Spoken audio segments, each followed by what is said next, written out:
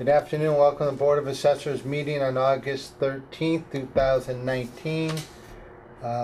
Today LCAT will be filming our meetings, and we also tape our own meetings, and no one else is in the room to view our meetings or tape them. We'll start off with a review of the minutes from July 15th, 2019. Bill Johnston. Mr. Chairman, I have reviewed the minutes as to form and content, and I find them to be in order, and I move that they be approved. I don't think there's any discussion. Do we hear a second? I'll second. All those in favor? Aye. We have one warrant, motor vehicle excise commitment number 4. Sorry, didn't mean to put it on top Yeah, of you. right in the middle of my read. Just these bills have gone out and they are due on August 28th. Okay. And we have some abatements from 17, 18, and 19 motor vehicle.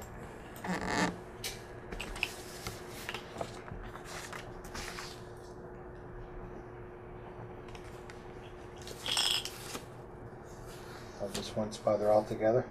Yes. Okay, for 3 years. Yes. And with that, we also have the notice to accounting.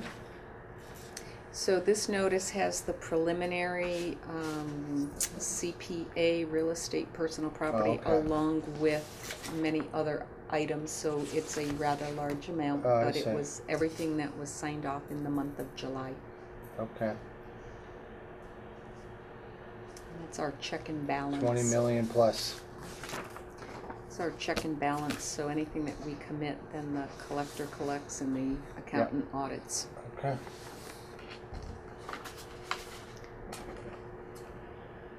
Then the LA3 sales report that I did not look at ahead this time. So as the board knows, I was at UMass all last week, so the deeds are still sitting on my desk, so I have not had an opportunity to review them.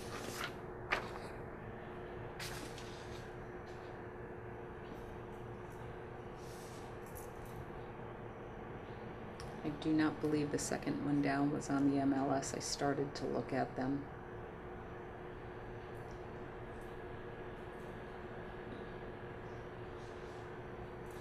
Oh yeah, that's can't be.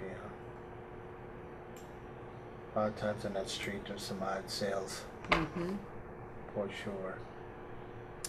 I do know smack dab in the middle of it, there's a .85, even with the house was totally renoed from top to bottom. Yeah. Even with, noting all of the total renovations, it was still couldn't low. get it there. Yeah. Yeah.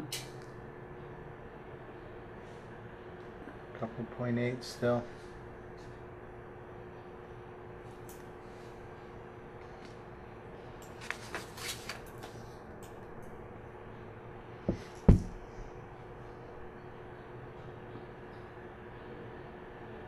Although when I did a year search from like June to June, it ended up being pretty flat. Mm-hmm.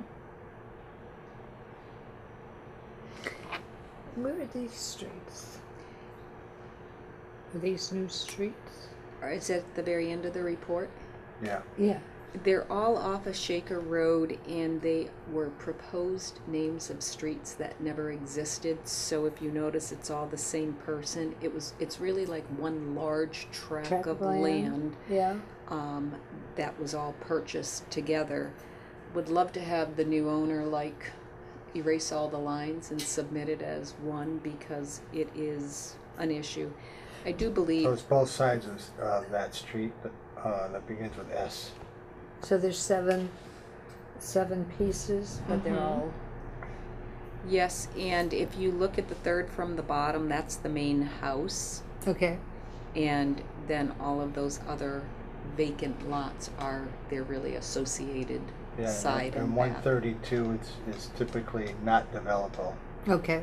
There is a 130 in there, that's why it's got a higher value, so that's a good Yeah, the 130 would be the buildable lot. And 131 potential, but it's not. They got two buildable lots, one of which has a house on it, and then the unbuildable parcels. But if you also notice the sale price, this property was a distressed property and it went through foreclosure. Okay. It was coded as Vs because that means multiple parcels, but it was really a foreclosure That's sale. a really large house? Yes, Oh my god. yes.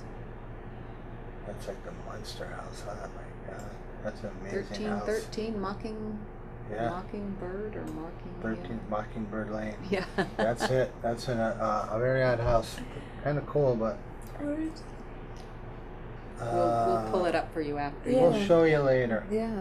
We'll have you walk your dog up there. No, thank you. You may never return. That good.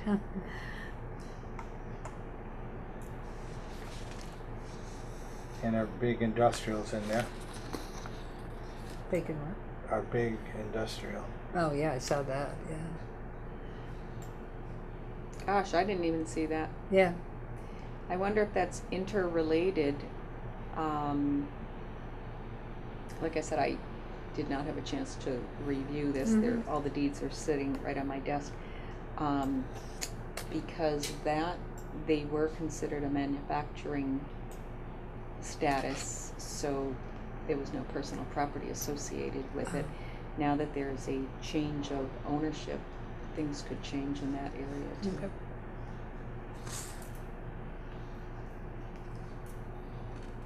That's it. Any questions? I don't know. All right. Then below that will be the building reports for June.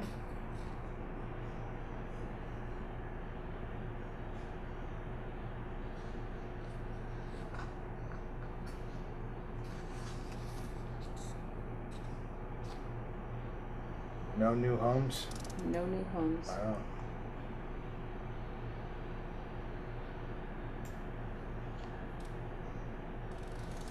Generators went away till the next big storm.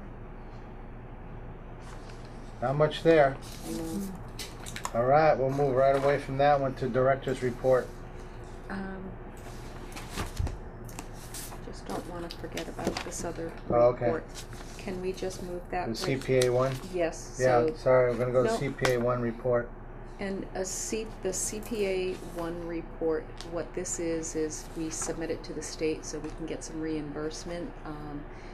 We can get some type of matching funds. It used to be 100% and now it's becoming less and less and less. So we Yeah. have to report how much we committed to the collector, how much we abated, whether, from exemptions or abatements, and then any of our supplementals we can add to. So the accountant and the assessing department usually pull it together. Since I usually have all the numbers, I put it all, and we'll get the town accountant to sign off on that.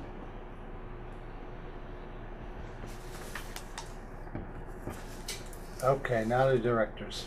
Okay, so again, we're still doing cyclical and personal property inspections. I anticipate this to go on for another at least 2 months. FY20 interim adjustments, we are going to be starting to work on that. We have already done a quick review of the sales. But my goal is to have the statistical analysis to be reviewed by the board between mid and late September, to be then submitted to the state for certification. We have had a very brief discussion, and our goal is to be going between the range of a 0.95 and a 0.98 for residential single-family homes, and we will be reviewing all other properties and update based on the sales cost and the income approach. UMass Summer School, I did attend last week. I did attach all of the courses that I took. As I was saying to Bill a little bit earlier, I think this was one of the best weeks that I spent there. There are a lot of areas that we are really becoming very involved in right now in our particular office, and they touched on a lot of them. And I was able to actually sit down and ask some of our specific questions and to try to get some guidance. So I feel a lot more empowered with some of the issues that are coming before us. And then we also have the second local finance opinion. And this was sent out, and this is regarding the deadline for abatement applications. So this has always been the case, but I guess it has been being appealed in a couple of areas because people are not quite sure on the law. So as of February 1st of each given year, unless it falls on a different, if it falls on a Saturday, Sunday, or a snow day, that is the deadline that abatement applications would have to come into the office and be hand-delivered into the assessor's office. If they did not hand-deliver it by the time that our office closed for the day, they did have the right to go and bring it to the U.S. Post Office and have it date stamped with the February 1st date. And even if it got to us 3 or 4 days later, it was considered timely filed.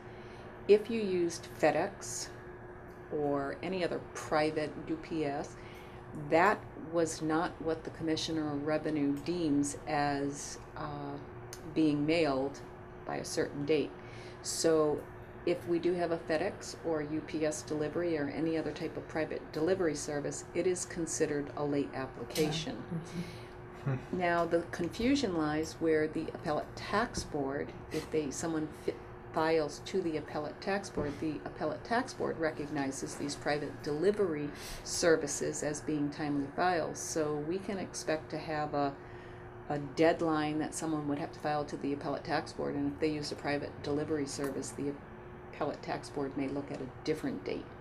So they did warn us that if we do receive it other than U.S. Postal Service dated February 1st, we have lost all jurisdiction to even entertain looking at that abatement to make any decisions.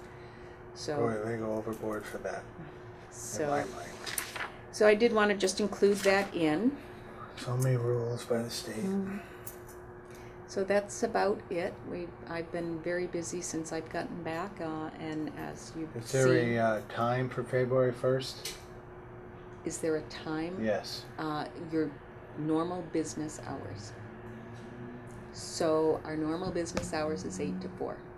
If you bring it in after 4 and you cannot hand deliver it to put it in the assessor's office staff, whoever's hands. You can't slide it under the door. It's not considered hand delivered. Oh my God. But Foolishness.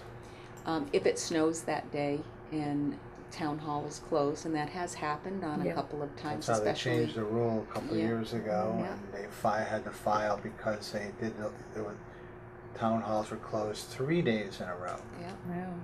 So. They had to make a big ruling on that. Yeah.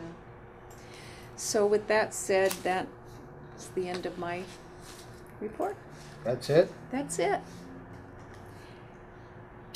What's new in municipal law seminar? So that is included. Every year there is a What's New in Municipal Law seminar, and they go through discussing, any changes in our laws since the last year. Anyone who would like to attend, I would need to know in advance so I can get you registered. This year I cannot attend, but I am going to be sending Carrie Ann in my place, especially because of the tax administration workshop A, which really affects us, talking about appellate tax board jurisdiction, which is probably that legal opinion we just discussed. 8 of 58's an update on solar facility issues.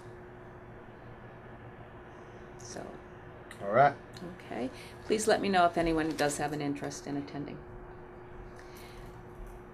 I believe. The next item is, I believe the rest of our items are all in executive session. okay. I make a motion to go into executive session to discuss motor vehicle excise abatements, valuations, upcoming appeals for September, an ATB notice, and we will only be returning open session, record our votes, and take a roll call vote. Bill Johnson, Yes. Marilyn Gadini, Yes. Marty Grudgeon, yes.